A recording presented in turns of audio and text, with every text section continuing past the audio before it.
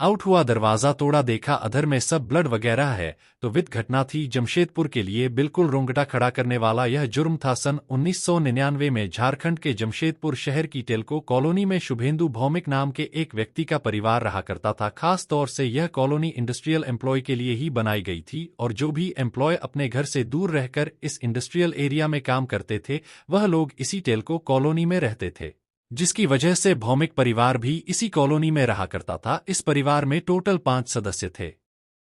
परिवार के मुखिया शुभेंदु भौमिक टेल्को कंपनी में ही तैनात थे, जबकि उनकी पत्नी लकी घर संभालती थी। उनके 2 बच्चे थे। उनका 14 साल का बेटा कल्याण स्कूल में पढ़ाई कर रहा था और उनकी बड़ी बेटी चैताली भी शहर के एक नामी कॉलेज में पढ़ती थी। उन बच्चों की नानी अनीता भी उनके साथ ही रहती थी, यानी उनका एक हंसता खेलता परिवार था। लेकिन उस दिन किसी ने भी नहीं सोचा था कि उनके साथ कुछ ऐसा भयानक होने वाला है जिसकी कल्पना उन्होंने कभी सपने में भी नहीं की थी। दरअसल 29 जनवरी साल 1999 को शुभेंदु भौमिक सुबह को नाश्ता करके अपनी ड्यूटी के लिए टेल्को कंपनी चले गए। दोपहर में खाना खाने के बाद छोटा बेटा कल्याण भी बाहर खेलने के लिए चला गया। अब घर में मात्र 3 लोग ही बचे थे, चैताली, उसकी मां लकी और नानी अनीता, क्योंकि पहले उसकी मां और नानी खाली समय में घर से बाहर निकलकर पड़ोसियों से थोड़ी बातचीत कर लिया करती थी। लेकिन उस दिन के बाद उस घर से कोई भी बाहर नहीं निकल रहा था। उस घर में अब सन्नाटा छाया हुआ था। लेकिन फिर 1-2 दिन के बाद पड़ोसियों को चैताली घर के बाहर दिखाई दी। पड़ोसी ने उससे पूछा कि तुम्हारी मां और नानी कहाँ है और घर के बाकी लोग भी कई दिनों से दिखाई नहीं दे रहे हैं। इस पर चैताली ने उन्हें बताया कि घर के सभी लोग किसी रिश्तेदार के यहाँ शादी में गए हुए हैं। इतना कहने के बाद चैताली वापस घर के अंदर चली गई। इसके बाद कुछ दिनों तक तो चैताली दिखाई दी, लेकिन फिर अचानक चैताली भी गायब हो गई। पड़ोसियों ने 29 जनवरी को आखिरी बार इस परिवार को देखा था। इसके बाद किसी को भी भौमिक परिवार का कोई भी सदस्य दिखाई नहीं दिया। रिश्तेदार, पड़ोसी और दूसरे लोग भी इस बात को लेकर परेशान थे कि आखिर यह पूरा परिवार कहाँ गायब हो गया। उधर लको कंपनी के लोग भी शुभेंदु को तलाश कर रहे थे, क्योंकि वह 6 महीनों से काम पर नहीं आए थे। कंपनी के लोग जब भी टेल्को इलाके में उनके घर जाते तो वहां पर उन्हें हमेशा ताला लगा हुआ मिलता था, यानी उन्हें भी शुभेंदु के बारे में कोई जानकारी नहीं मिल पा रही थी। और फिर थक हार कर टेल्को कंपनी के लोगों ने भी शुभेंदु को ढूंढना बंद कर दिया। इधर शुभेंदु के पड़ोसियों को भी थोड़ा अजीब लग रहा था कि इतने दिनों से इस घर का कोई भी मेंबर दिखाई क्यों नहीं दिया। लेकिन चैताली ने गायब होने से पहले उन्हें बताया था कि घर के सभी लोग किसी रिश्तेदार की शादी में गए हुए हैं। लेकिन फिर धीरे धीरे इस वारदात को 6 महीने बीत गए। इधर चैताली के मामा, जो कि एक डॉक्टर थे, उनकी भी पिछले 6 महीनों से अपनी बहन और मां से बात नहीं हुई थी। जब भी वह शुभेंदु के घर लैंडलाइन पर फोन करते थे तो पूरी घंटी बजने के बाद फोन कट जाता था, लेकिन घर का कोई भी व्यक्ति फोन नहीं उठाता था। और जब उनसे रहा नहीं गया तो एक दिन वह अपने जीजा शुभेंदु के ऑफिस में फोन लगाते हैं। वहां से उन्हें पता चलता है कि उनके जीजा तो पिछले कई महीनों से ऑफिस में नहीं आ रहे हैं। यह सुनकर अब चैताली के मामा को भी चिंता होने लगी थी। वह डॉक्टर होने के कारण बहुत बिजी रहते थे। लेकिन फिर जून के महीने में एक दिन समय निकालकर चैताली के मामा अपनी बहन के घर टेल्को कॉलोनी में आते हैं। वहां पर उन्होंने देखा कि घर पर तो ताला लगा हुआ है। इसके बाद वह आस पड़ोस के लोगों से पूछते हैं कि इस घर में रहने वाले लोग कहाँ चले गए। पड़ोसियों ने बताया कि जनवरी महीने के बाद से इस घर का कोई भी सदस्य यहां पर दिखाई नहीं दिया। पड़ोसी बताते हैं कि उन्होंने चैताली को एक बार देखा था और उससे पूछा भी था कि उनके परिवार वाले कहाँ गए हैं। इस पर उसने कहा था कि सभी लोग किसी रिश्तेदार की शादी में गए हैं। उस समय केवल चैताली ही घर में अकेली रहती थी। फिर कुछ दिनों के बाद वह भी घर पर ताला लगाकर कहीं चली गई। मामा जी को यह बात थोड़ी अजीब लगी, क्योंकि पिछले 7 या 8 महीनों में उनके किसी भी रिश्तेदार के घर शादी नहीं हुई थी और न ही उन्हें कोई इन्विटेशन मिला था। अपने जीजा और बहन के इस तरह गायब हो जाने के कारण चैताली के मामा परेशान हालत में इधर उधर टहल रहे थे। वो टहलते टहलते उस घर के पिछले वाले हिस्से में पहुंच गए, जहां पर शौचालय का सेप्टिक टैंक बना हुआ था। उस सेप्टिक टैंक को 2 या 3 ढक्कन से बंद किया गया था ताकि जरूरत पड़ने पर उनकी सफाई कराई जा सके। लेकिन जब मामा की नजर उनमें से एक ढक्कन पर पड़ी तो वह चौंक गए, क्योंकि वह ढक्कन पूरी तरह से सीमेंट से सील किया गया था। लेकिन बाकी के ढक्कन सेप्टिक टैंक के ऊपर रखे हुए थे। हालांकि मामा जी पहले भी इस घर पर आते रहते थे, लेकिन इससे पहले कभी भी उन्होंने इस ढक्कन को ऐसे नहीं देखा था। इसलिए चैताली के मामा को उस सेप्टिक टैंक पर किए प्लास्टर को देखकर कुछ शक होने लगा था। इसके बाद वह तुरंत नजदीकी पुलिस स्टेशन में जाते हैं और 5 लोगों की गुमशुदगी की रिपोर्ट दर्ज कराते हैं। इधर पुलिस भी यह सुनकर हैरान रह गई कि अचानक यह पूरा का पूरा परिवार कहाँ गायब हो गया। खैर, इस वारदात के बारे में पता चलते ही पुलिस तुरंत घटनास्थल पर पहुंचती है। पुलिस सबसे पहले भौमिक परिवार के घर पर लगे ताले को तोड़कर घर के अंदर जाती है। उस समय चैताली के मामा भी वहीं पर मौजूद थे। पुलिस ने पहली बार जब घर को देखा तो उन्हें वहां पर कुछ भी नहीं मिला, लेकिन जब पुलिस की टीम घर की बैक साइड में पहुंची तो वहां पर एक जगह उन्हें सीमेंट प्लास्टर दिखाई दिया जो ज्यादा पुराना नहीं था। अब पुलिस और चैताली के मामा को यह बात परेशान कर रही थी कि यह मकान करीब 6 महीने से बंद पड़ा था, लेकिन सेप्टिक टैंक पर किया गया सीमेंट ज्यादा पुराना नहीं था। इस बात को लेकर पुलिस के मन में कई तरह का शक पैदा होने लगा था और इसी शक की बिना पर उस सेप्टिक टैंक का ढक्कन तोड़ा गया और जैसे ही पुलिस वालों ने ढक्कन को हटाया तो अंदर का मंजर देखकर उनके होश उड़ गए, क्योंकि उस टैंक के अंदर इंसानी शरीर के टुकड़े तैर रहे थे। इसके बाद पुलिस की टीम ने उस पूरे इलाके को सील कर दिया, साथ ही फॉरेंसिक टीम को भी घटनास्थल पर बुला लिया गया। इसके बाद इंसानी जिस्म के उन टुकड़ों को पोस्टमार्टम डीएनए और दूसरी जांच के लिए फॉरेंसिक लैब में भेज दिया गया। इस मामले की छानबीन के दौरान पुलिस को पता चला कि परिवार के यूं गायब हो जाने के बाद घर में कुछ दिनों तक चैताली दिखाई दी थी, लेकिन बाद में वह भी अचानक कहीं गायब हो गई थी और यही वजह थी कि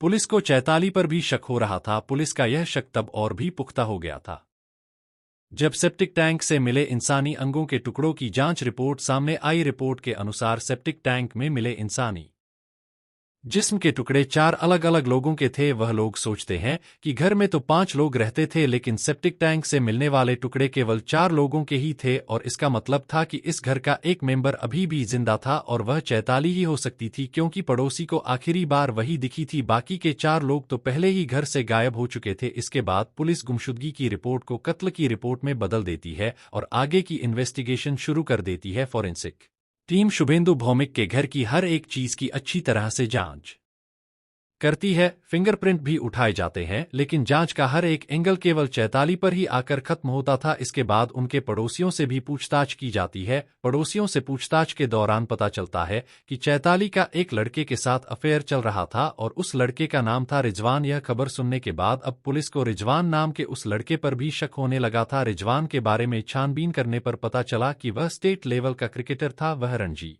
ट्रॉफी भी खेल चुका था। उस समय लोग उसे खेलते हुए देखकर कहते थे कि एक दिन वह बहुत बड़ा प्लेयर बनेगा। चैताली की दोस्ती उसी रिजवान के साथ हो गई थी, हालांकि उनके घर वाले इस रिश्ते का विरोध करते थे। इन सब बातों से पुलिस का शक अब यकीन में बदल गया था कि इस कत्ल में रिजवान का हाथ जरूर है। इसके बाद पुलिस तुरंत चैताली और रिजवान की तलाश में जुट गई, लेकिन कमाल की बात यह थी कि पुलिस उन दोनों को अरेस्ट ही नहीं कर पाई थी। लेकिन फिर थोड़े दिनों के बाद कुछ ऐसा हुआ जिसे देखकर पुलिस भी हैरान रह गई। दरअसल जिस चैताली और उसके पार्टनर को पुलिस तलाश कर रही थी, वो दोनों खुद ही पुलिस स्टेशन जा पहुंचे और उन्होंने पुलिस के सामने सरेंडर कर दिया। चैताली ने पुलिस को बताया कि घर के 4 सदस्यों का कातिल कोई और नहीं बल्कि वह खुद ही थी, यानी उसी ने ही अपने माता पिता, भाई और नानी का कत्ल किया था। इसके बाद पुलिस कोर्ट से परमिशन लेती है और उनसे कड़ाई से पूछताछ शुरू करती है। पूछताछ के दौरान इस जन अपराध की एक ऐसी सच्चाई सामने आई जिसे सुनकर आज भी लोगों के दिल दहल जाते हैं।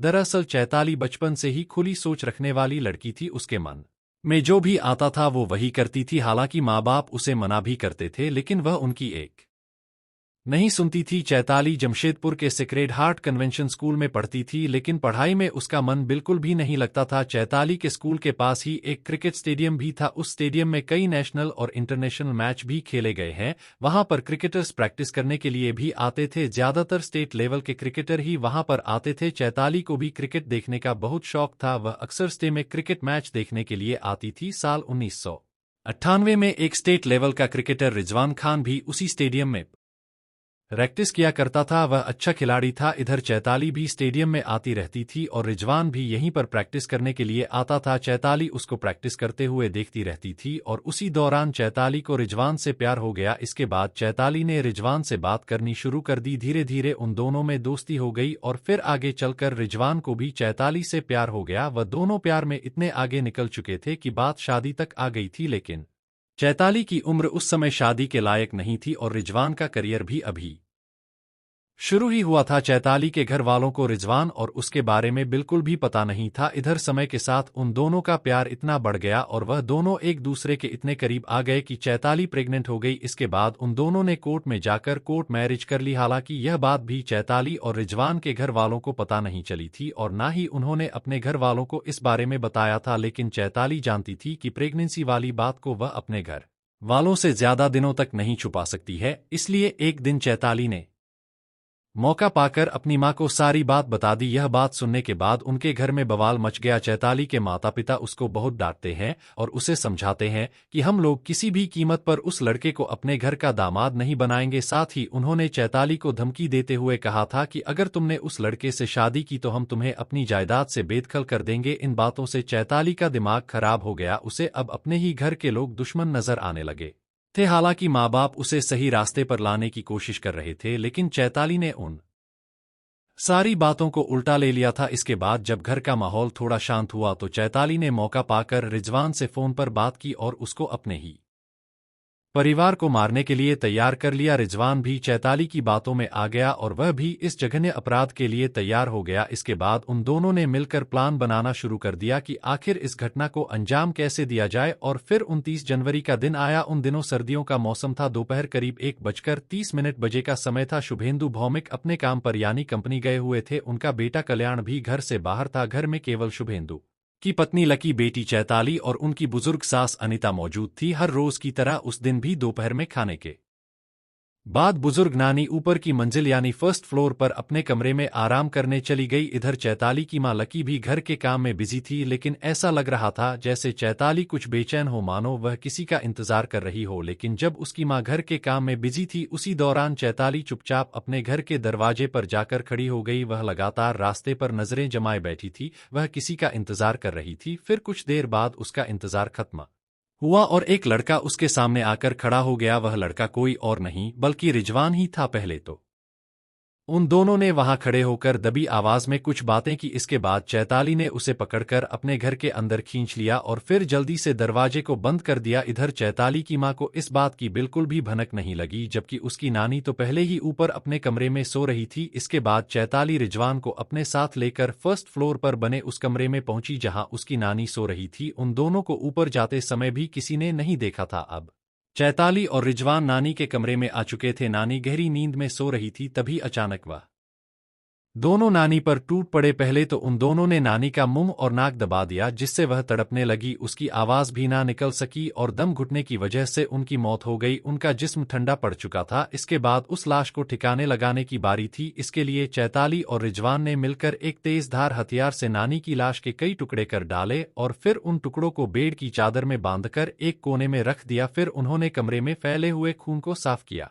इसके बाद वो दोनों थोड़ा रिलैक्स होते हैं और फिर वो दोनों उस कमरे से बाहर निकल जाते हैं। अब वो दोनों उस कमरे का रुख करते हैं जहां चैताली की मां लकी मौजूद थी। पहले चैताली कमरे के अंदर जाती है, उसके पीछे पीछे रिजवान भी अंदर चला जाता है। चैताली की मां भी उस समय आराम कर रही थी, लेकिन इससे पहले कि वह कुछ समझ पाती या संभल पाती, चैताली और रिजवान ने उनका गला दबाकर उन्हें भी मौत की नींद सुला दिया। इसके बाद उन दोनों ने उसकी लाश के साथ भी वही किया जो उन्होंने नानी की लाश के साथ किया था, यानी लाश के टुकड़े टुकड़े कर दिए। फिर उन दोनों ने उस लाश के टुकड़ों को बांधकर एक तरफ रखा और फिर वहां से भी खून के निशान मिटा दिए। चैताली बड़ी ही बेरहमी से पहले अपनी नानी और अब अपनी मां को भी मौत के घाट उतार चुकी थी। अब तक भौमिक परिवार के घर में 2 कत्ल हो चुके थे, लेकिन चैताली और रिजवान अभी भी कुछ करने की तैयारी में थे। अब वह दोनों वापस नानी के कमरे में आ चुके थे, यानी वो दोनों फिर से फर्स्ट फ्लोर पर बने कमरे में आ गए थे। ऐसा लगता था जैसे रिजवान वहां से जाना ही नहीं चाहता था। चैताली भी उसके साथ बहुत खुश लग रही थी। उसका बर्ताव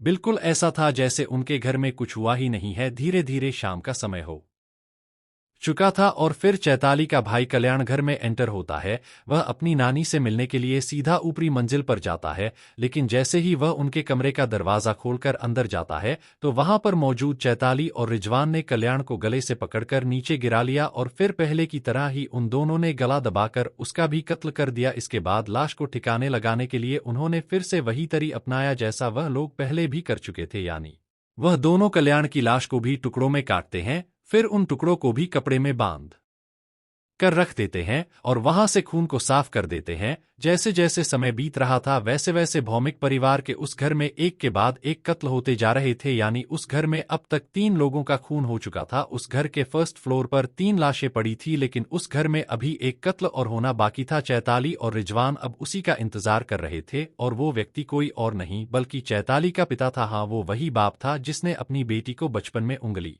पकड़कर चलना सिखाया था, लेकिन आज उसी बेटी ने पूरा परिवार खत्म कर दिया था। दिन ढल चुका था, रात होने को आई तो शुभेंदु भौमिक भी कंपनी से काम निपटा कर अपने घर लौट आए। जब वो घर आए तो उस समय दरवाजा बंद तो था लेकिन लॉक नहीं था। घर में आहट होने से चैताली को पता चल गया था कि उसके पिता घर पर आ चुके हैं, क्योंकि वह दोनों तो शुभेंदु के आने का ही इंतजार कर रहे थे। इससे पहले कि शुभेंदु फर्स्ट फ्लोर पर जाते चैताली अचानक उनके सामने आकर खड़ी हो गई और तभी पीछे से रिजवान भी आ गया। उसने शुभेंदु भौमिक को पीछे से पकड़कर बिस्तर पर गिरा दिया। इसमें चैताली भी उसका बराबर साथ दे रही थी। चैताली पर तो जैसे खून सवार था। उन दोनों ने पहले की तरह ही गला दबाकर शुभेंदु का भी कत्ल कर दिया और फिर तेजधार हथियार से वार करके लाश के टुकड़े टुकड़े कर दिए। अब भौमिक परिवार के 5 लोगों में से 4 का कत्ल हो चुका था। उनके घर में मौत का सन्नाटा छाया हुआ था। इसके बाद उन चारों लाशों के टुकड़ों को ठिकाने लगाने की बारी थी। चैताली और उसके साथी ने मिलकर प्लान बनाया कि इन सभी लाशों को घर के पीछे बने सेप्टिक टैंक में डाल देते हैं। इसके बाद उन दोनों ने ऐसा ही किया। चारों लाशों के टुकड़ों को उन दोनों ने सेप्टिक टैंक में डालकर ऊपर से ढक्कन बंद कर दिया और फिर अगले दिन चैताली का पार्टनर रिजवान सीमेंट और रेत लेकर आया। उन्होंने उसका घोल तैयार किया और फिर उस सेप्टिक टैंक के ढक्कन को पूरी तरह से सीमेंट से सील कर दिया। एक के बाद एक 4 कत्ल करने, फिर खून और सबूत मिटाने की इस जद्दोजहद में चैताली और रिजवान को करीब 30 घंटे का समय लग गया था। कत्ल करने, सफाई करने और लाश के टुकड़ों को सेप्टिक टैंक में ठिकाने लगाने के बाद रिजवान वापस लौट गया था, लेकिन चैताली अपने माता पिता, भाई और नानी का कत्ल करने के बाद भी उसी घर में मौजूद रही। दरअसल यह भी उनके प्लान का एक हिस्सा था, ताकि अगर कोई उसके परिवार को ढूंढते हुए वहां पर आए तो चैताली उनके दिमाग में यह बात डाल सके कि उनके परिवार के लोग तो कहीं शादी में गए हुए हैं। लेकिन फिर जून के महीने में जब उसके मामा जी घर पर आते हैं तो तब इस वारदात का खुलासा होता है। पुलिस के मुताबिक छानबीन और तहकीकात में साफ हो गया था कि इस सामूहिक कत्ल की साजिश खुद चैताली ने ही रची थी। इसके बाद चैताली और रिजवान को जेल भेज दिया गया, लेकिन यह मामला जमशेदपुर सेशन कोर्ट में चलता रहा और फिर 1.5 साल बाद यानी 13 मार्च 2001 को सेशन कोर्ट ने इस केस को rarest of the rare case मानकर उन दोनों को फांसी की सजा सुना दी। इसके बाद चैताली और रिजवान ने सेशन कोर्ट के इस फैसले को हाई कोर्ट में चुनौती दी और 31 जनवरी 2003 को झारखंड हाई कोर्ट ने सेशन कोर्ट के फैसले को बदलते हुए फांसी की सजा को उम्र कैद में बदल दिया था। इसके बाद उन दोनों ने सुप्रीम कोर्ट में भी याचिका दायर की, लेकिन सुप्रीम कोर्ट ने हाई कोर्ट के फैसले को बरकरार रखा और साल 2006 में सुप्रीम कोर्ट ने भी उन दोनों को उम्र कैद की सजा सुनाई थी। इसके बाद उन दोनों को हजारीबाग जेल भेज दिया गया था। फिर हजारीबाग जेल में ही चैताली ने एक बेटे को जन्म दिया। इसके बाद धीरे धीरे समय बीतता रहा और फिर 2 अक्टूबर साल 2018 आ गया और यही वह दिन था जब चैताली और रिजवान दोनों जेल से रिहा हो गए थे। अब तो उन दोनों का बेटा भी काफी बड़ा हो चुका है, लेकिन इस खौफनाक वारदात को 25 साल बीत जाने के बाद भी लोग भूले नहीं हैं, क्योंकि इस घटना की सबसे दुखद बात यह थी कि चैताली ने खुद ही अपने परिवार का खात्मा किया था और मरने वालों में उसके माता पिता, छोटा भाई और बुजुर्ग नानी थी। दोस्तों, इस घटना को सुनाने का उद्देश्य किसी का दिल दुखाना नहीं है, किसी को परेशान करना नहीं, बल्कि आपको जागरूक करना है, आपको सचेत करना है। दोस्तों, इस पूरी घटना के बारे में आपकी क्या राय है, कमेंट बॉक्स में जरूर बताएं और अगर हमारी मेहनत पसंद आई हो तो इस वीडियो को लाइक करते हुए शेयर भी करें। अगर आपने अब तक चैनल को सब्सक्राइब नहीं किया है तो हमारे चैनल को सब्सक्राइब कर लीजिए। Thanks for watching.